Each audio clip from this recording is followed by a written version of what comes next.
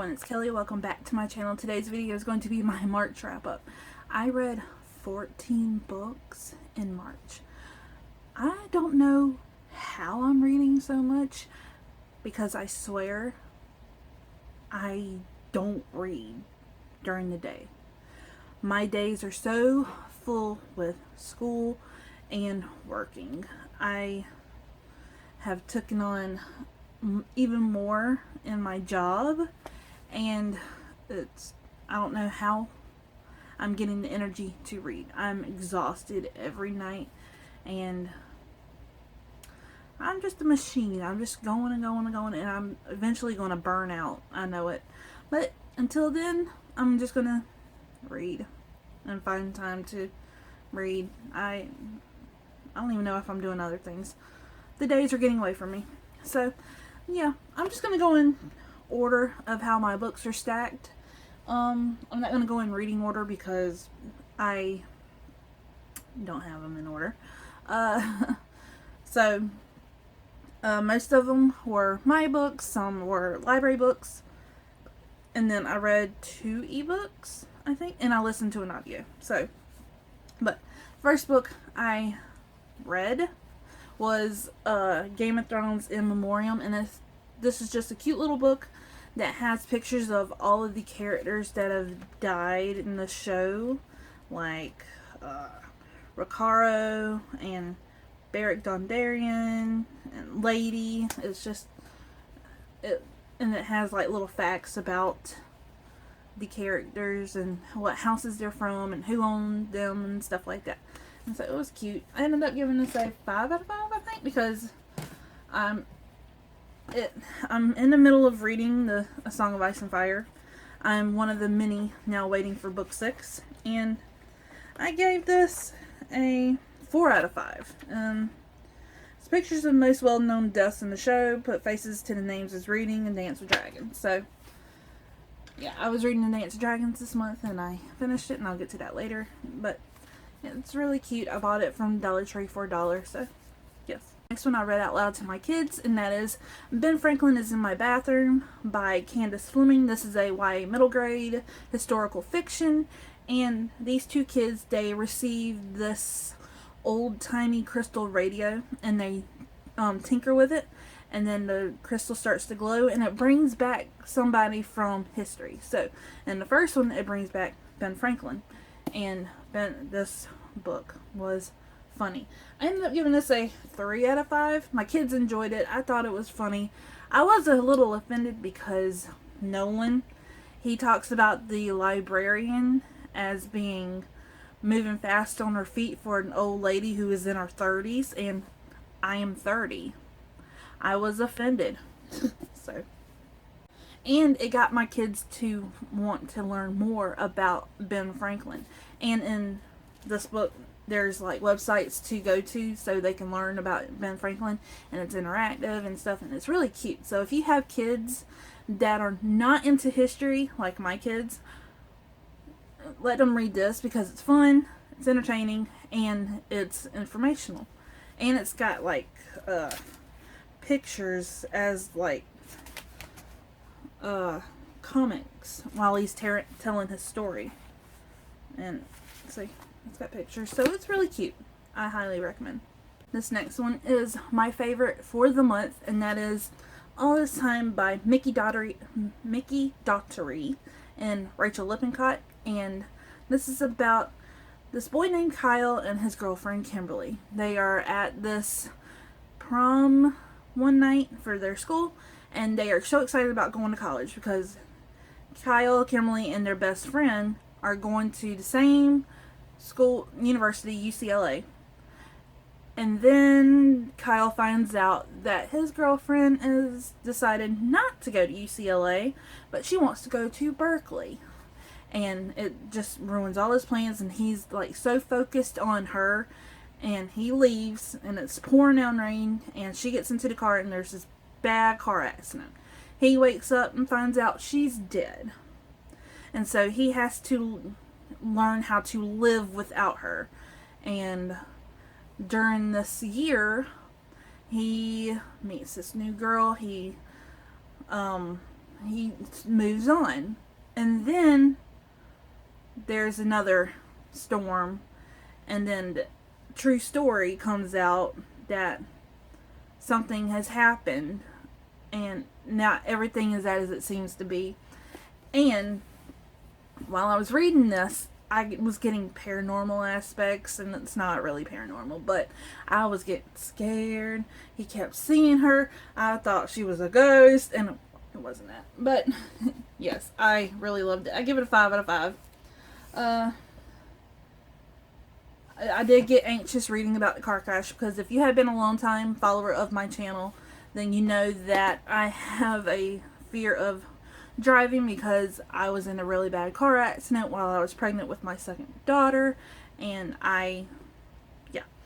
the end, it's an emotional roller coaster. I was not ready for it, but it was so good, and it makes me want to pick up 5 Feet Apart.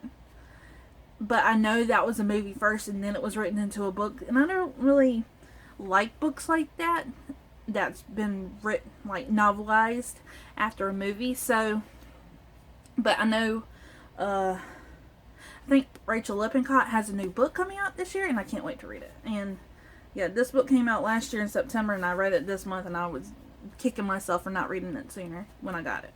But yes, the cover is really pretty. It's an hourglass, and it's got Kyle and Kimberly, and then Kyle and the other girl's name, Marley. I really loved Marley. She was cute. And yeah, so highly recommend. This next one I read for the Buzzword Reading Challenge. The word was time. And I read this and All This Time. And this one, it's a Cinderella Story. So this is about 2 boys named, what are their names? Cameron and Nate. So Cameron, he is this rich boy, and Nate, he is a plain normal boy who likes to write on his Converse with Sharpies, and he's into indie music, and he works in this like Dairy Queen type restaurant that his stepmom owns. So one night Nate goes to this underage bar where this indie band that he really, really loves is playing with his best friend. And they get in, and he is dancing on the dance floor. And then Cameron, who works with his father's big record label, he is watching this indie group and wanting to sign them. He sees Nate, and he sees the Converse on the dance floor, which is kind of really not really realistic, because how can you see Converse on a dance floor full of people? And so they meet, and they instantly connect. And then the Cameron's bodyguard comes out and says, last name, they're ready for you, they're ready to meet you. Instantly Nate's demeanor flips, and he instantly hates Cameron. And so this is about their love story, about Nate giving Cameron a chance. And social media plays a big part, because when Nate's walking away from Cameron after that big flip, Cameron snaps a pic of Nate's Converse and sends it on, his sister puts it on social media, and all of her followers instantly like become private eyes and follow him, and he gets papped and stalked by the paparazzi, and it's just a mess. And it brings in mental disorders, because Nate's father was kind of like Jimi Hendrix, and like he was the best rock and roll singer, guitar player, but his music was just, if his music would have got out, it would have ruined him. And he was schizophrenic, and he ended up committing suicide. So there is trigger warnings for suicide in this. So and it goes into detail about what happened and how it happened. And yeah, so This is a YA contemporary LGBTQIA+. There's a lot of pop culture references.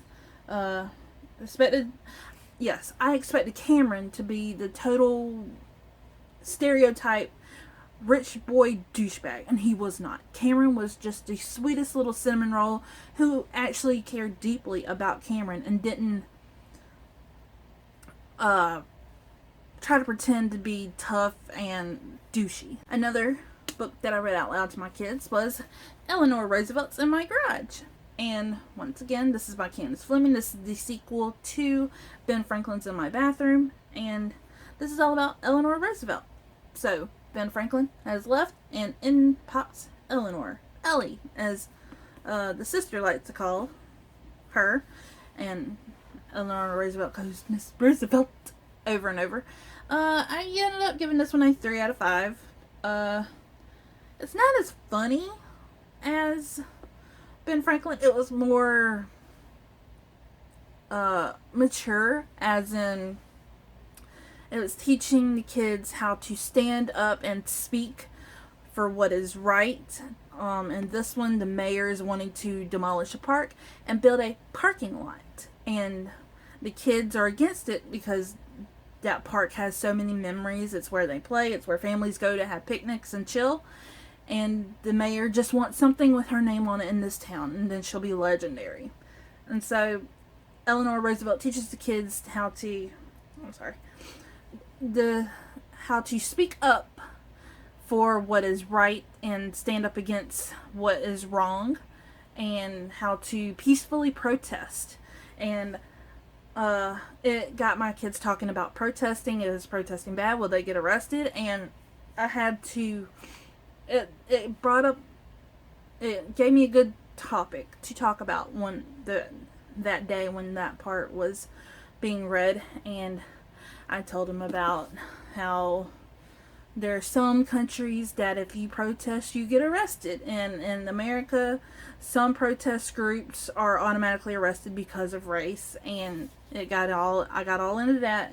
But yes, if you're, like I said, if your kids want to learn about history or good topics to learn about, pick these up, because I swear you will talk about protests with your children.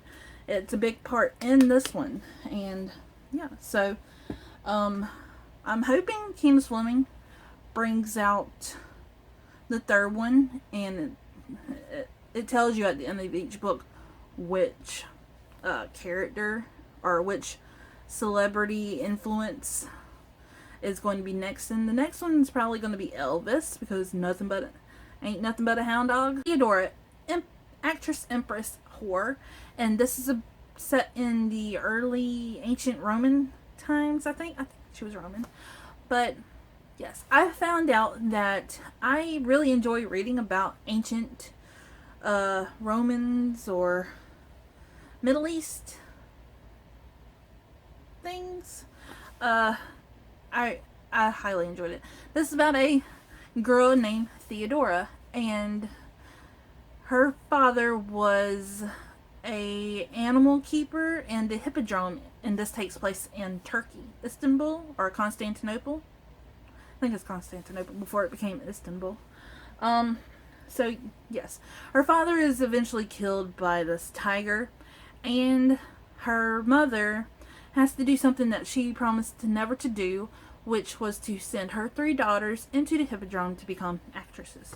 And if you are an actress in the hippodrome, you are automatically famous. You are well known. So Theodora, she's known as the most beautiful girl. And then behind the scenes of the acting and the singing, it's a brothel. So all of these singers and actresses, they're prostitutes. And so that's where they get their money. And there's a lot of unwanted pregnancy in this. And it's just her little sister, once she comes of age, she becomes a prostitute, and she gets pregnant, and she dies in childbirth.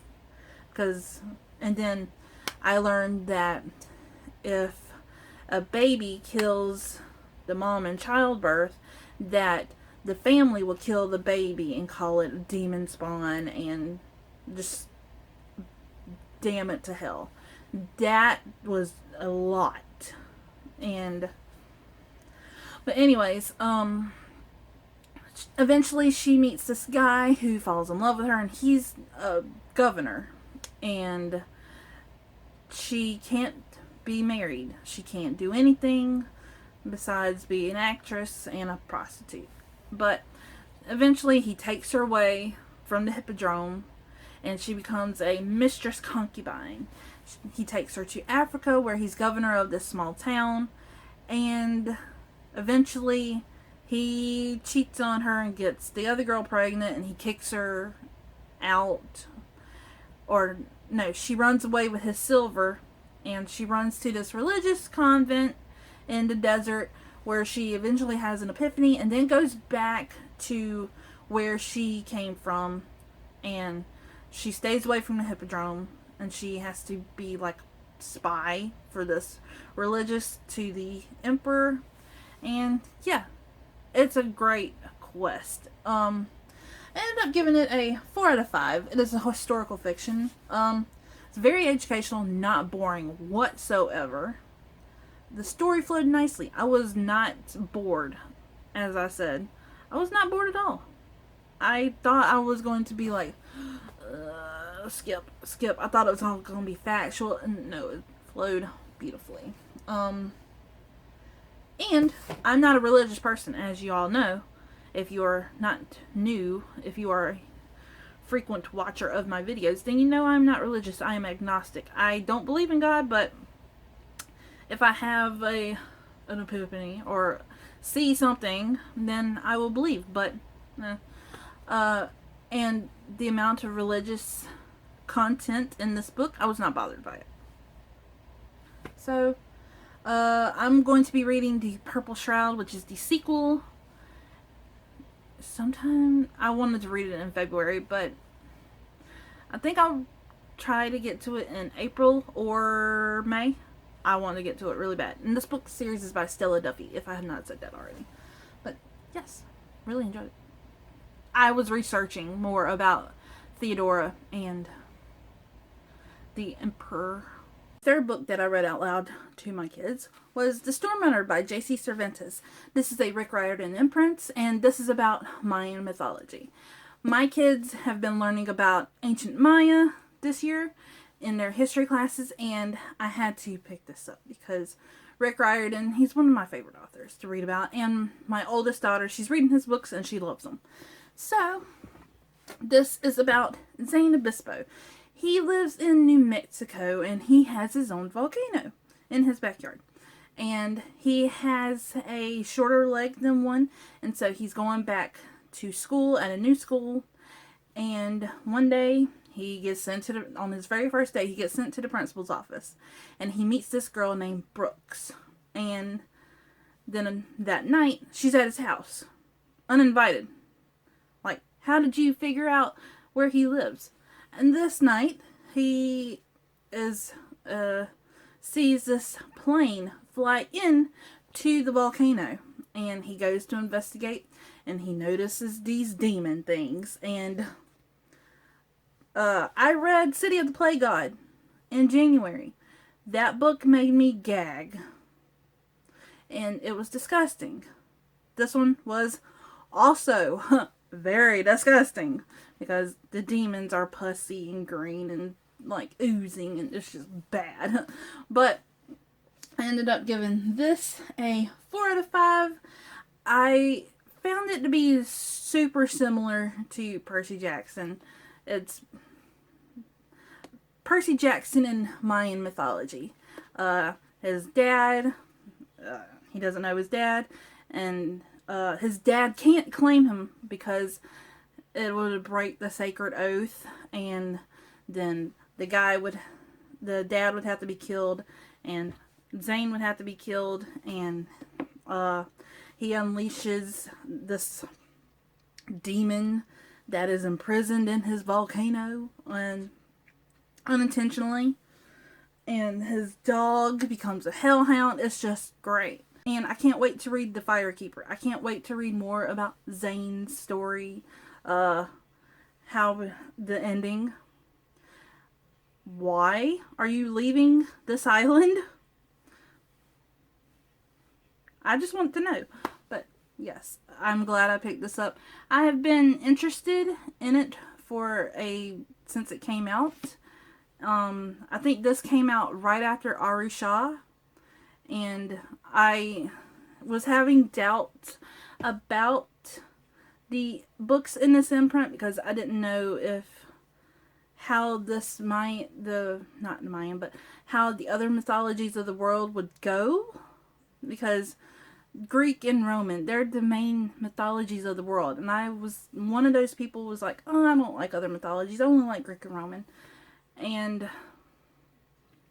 I've changed my ways. I want to know all of the mythology of the world. I want to know about South American mythology, not Central.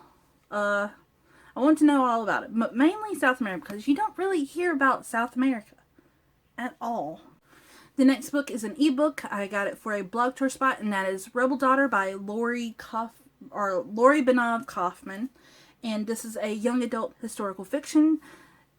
The author got the inspiration for this book when news broke that a grave for a woman was found in southern Italy, and it was she is the priest's daughter in Israel, Palestine.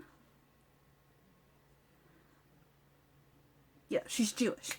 And so it's the Roman times. Romans are conquering everything, and they are hating the Jewish people. She is being arranged, and she's getting ready for her arranged marriage to this guy, and she's not wanting it.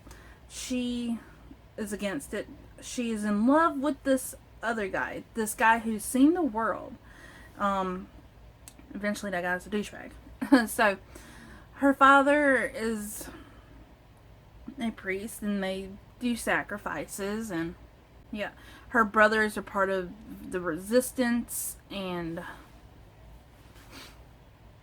one day the Romans lay siege on their town, and her father is dead, and her mother is just grief and not living. Her brothers are dead.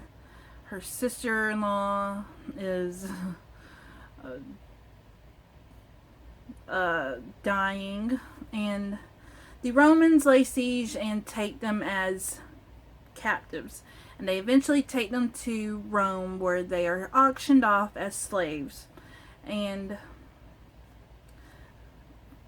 Esther and her little brother are bought by this guy who is into little boys, and Esther has to dress up her little brother every night, and it's just heartbreaking. And it was kind of repetitive. I was a little bored with the repetitiveness. I was annoyed with the family, like their culture and their lifestyle. I was very annoyed, especially the mom. She was just so adamant to get Esther to be who she wasn't and to stop the rebellion, and yeah. I ended up giving this a 3. It was more about Esther's time in her town and in her country and trying to escape slavery, and I wanted more of Esther and Tiberius' story, because Esther, her grave was found in southern Italy. It's to be known as the oldest gravestone in the world, and that it was purchased or commemorated or something by the man Tiberius. And so this author, she put these two characters in a story, and It's not a romance, but it's got some romance in it. Yeah. And also Esther, she's got to deal with a marriage, and so it's kind of like a love square because she's got 3 different love interests. Yeah, I tried to learn more. I definitely researched after this book, and there's nothing besides her gravestone. So I just want to know more, and I would definitely be researching Jewish towns that Romans laid siege to, and were there any like people that got out and did stories, or if there are any other stories like this one. I really want to know. This book, it's been on my TBR since last year, and it's been on like a recurring book. Like, oh yeah, I'm gonna get to it this month. I'm definitely gonna get to it this month. I got to it finally, and it took me 2 weeks to read it. That is A Dance with Dragons by George R. R. Martin. This is the 5th book in the Song of Ice and Fire series. So now I am one of the millions or billions of people that are now waiting for The Winds of Winter, the 6th book. And I'm very supportive of that meme or that tagline, "Rest in peace, Winds of Winter," since George R. R. Martin has now signed a deal with HBO to do other things. And but yes, this is the 5th book. This has characters that were not in the 4th book. So George R. R. Martin, if you don't know, he wrote 2,000, 3,000 pages and cut it in half. One was book 4, Feast for Crows. Yes. And the second half was this. I give this a 4 out of 5, like all the other ones. I enjoyed Jon Snow, Jaime, and Cersei's. Jaime only had 1 freaking chapter, and so I was kind of a little, I need the 6th book now. Tyrion. I hope that these particular scenes are in the show and that they didn't like cut those out, but I'm still only on, I haven't started season 2 yet, so I'm thinking about rewatching season 1. But anyways, we're talking about the book. Could have been condensed, and more important characters could have been replaced. They could have replaced irrelevant characters, like some characters I did not give a rat's ass about, and wondered if I really should read the chapters.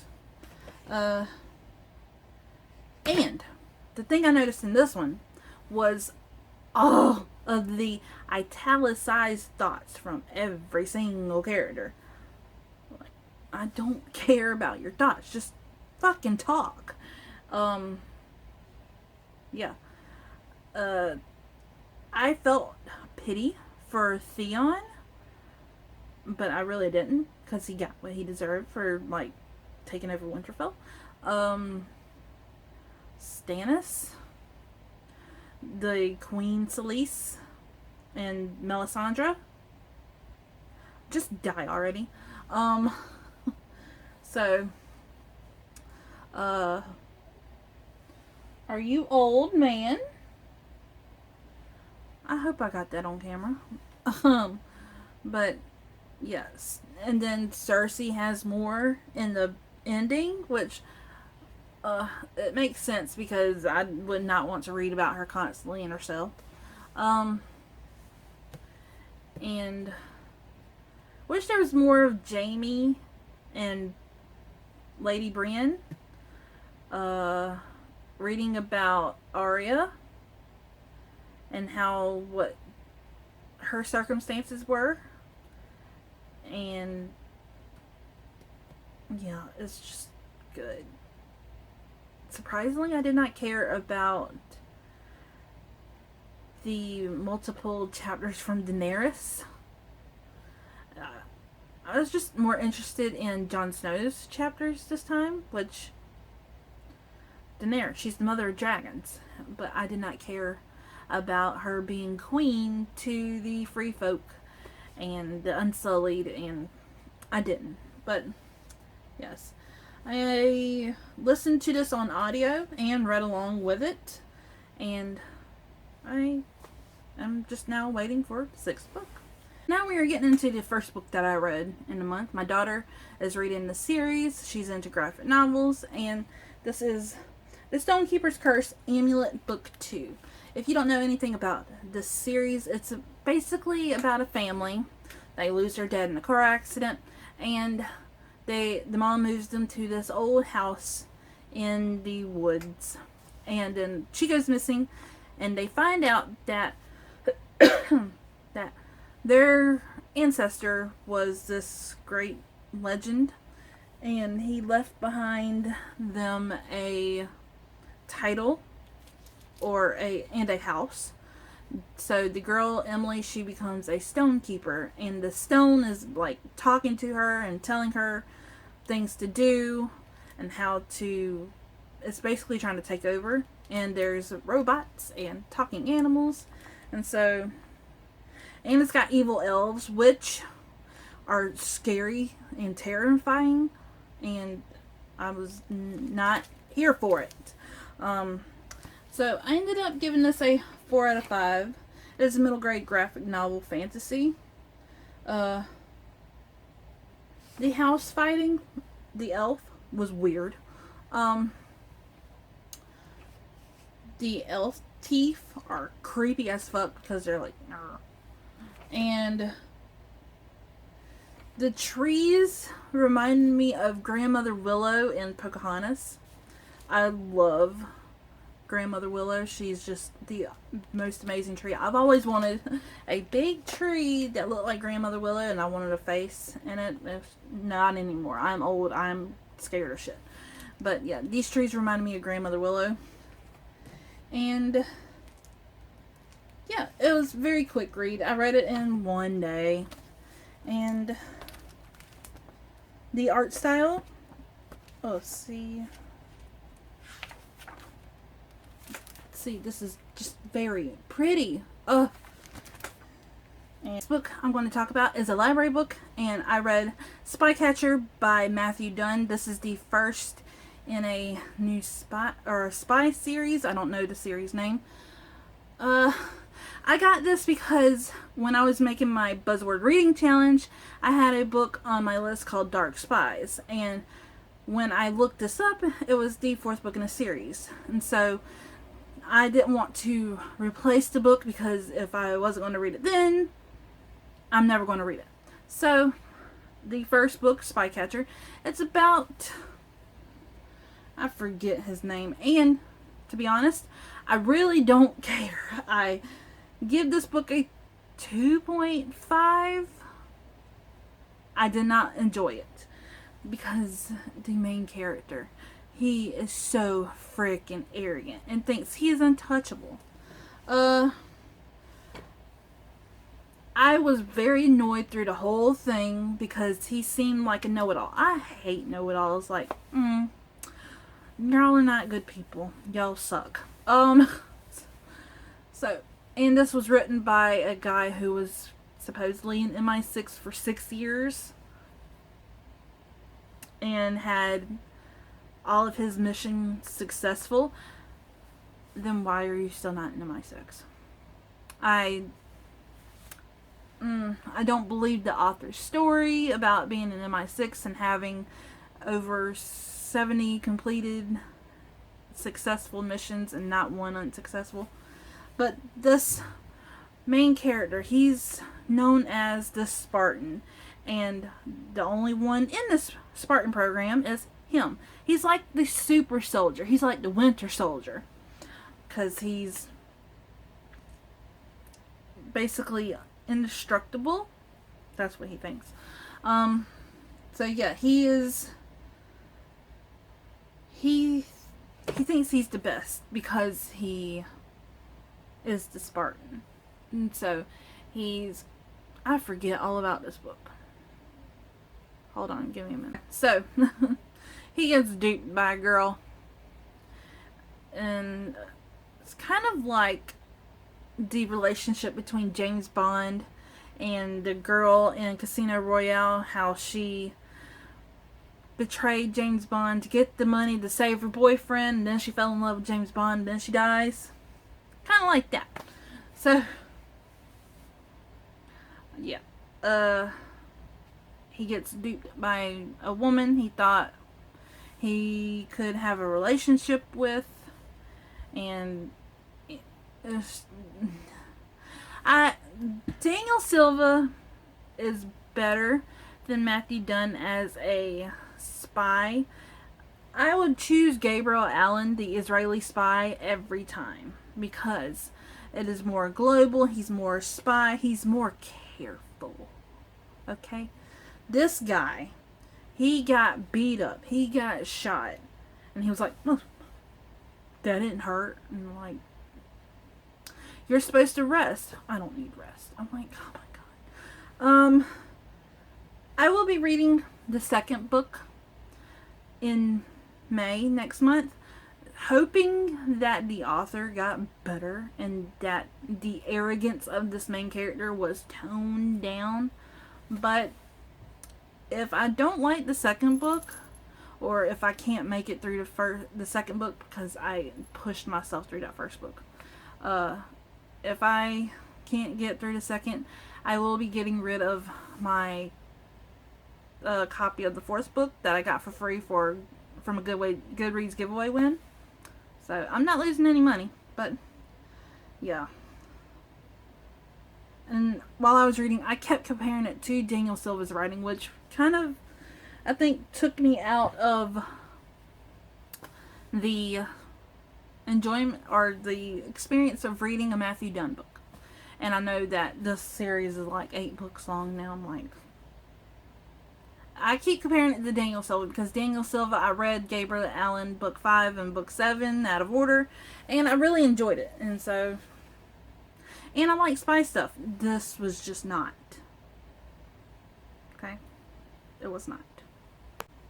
Another library book was a graphic novel, and it was Wires and Nerve Volume 2 Gone Rogue. And it's all about Wolf. If you have been, once again, a watcher of my channel, then you know that one of my OTPs are Scarlet and Wolf from the Lunar Chronicles by Marissa Meyer. And so, the beginning of this has got a scene of Wolf holding something that eventually leads to one of my favorite stories in Stars Above, which is the last one. If you have not read Stars Above, go get that book and just read the last story and then you'll know. But yeah, it's got him something it's him holding something leading up to the scene, and then these rogue soldiers like invade the Benoit farm in France, and Wolf goes with them and goes rogue, and it hurts me. I thought Marissa Meyer was going to fuck up everything, and it hurt me bad. And this one's way longer than the first one. It has more interactions with the other characters like Kai and Cinder and Crest and Thorn, Winter, Jason. It didn't have as much Aiko and her storyline from the first Wires and Nerve. It included all of the characters because they're getting ready for this big Earth and Lunar event. But yeah, I give it a 4 out of 5. Loved Wolf being nervous to do his little thing for Scarlet, and then her actually having said item in other scenes after Wolf leaves.